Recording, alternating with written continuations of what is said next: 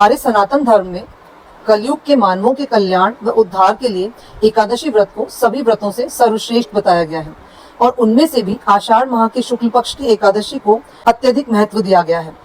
यह एकादशी देवशयनी एकादशी कहलाती है क्योंकि इस दिन भगवान विष्णु 4 माह के लिए योग निद्रा में चले जाते हैं। इसे पद्मा एकादशी भी कहा जाता है। मान्यता है कि देवशयनी एकादशी का व्रत रखने से न केवल व्रत रखने वाले व्यक्ति बल्कि पूरे जगत का भला हो जाता है। इससे प्राकृतिक आपदाएं टल जाती हैं और इस व्रत को करने वाले को भगवान विष्णु के बैकुंठ धाम में स्थान मिलता है, जिससे उसे मोक्ष की प्राप्ति हो जाती है।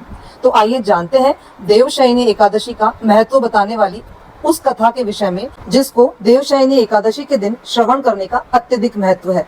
तो ध्यान से सुनिए और पूरा सुनिए। प्राचीन काल में मांधाता नामक एक सूर्यवंशी राजा राज्य करते थे।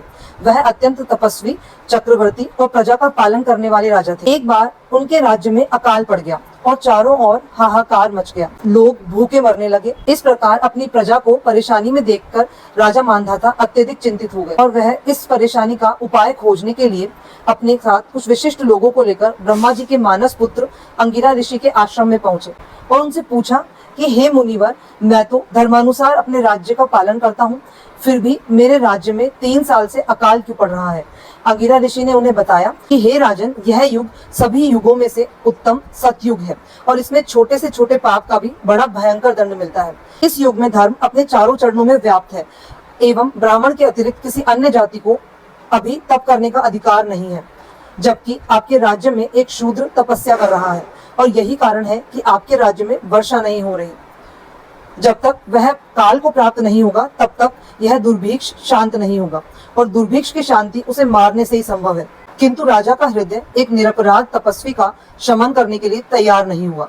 उन्होंने कहा कि हे देव, मैं उस निरपराध को मार दूं, यह बात मेरा मन स्वीकार नहीं कर रहा है, तो कृपा करके आप कोई और अन्य उपाय बताएं।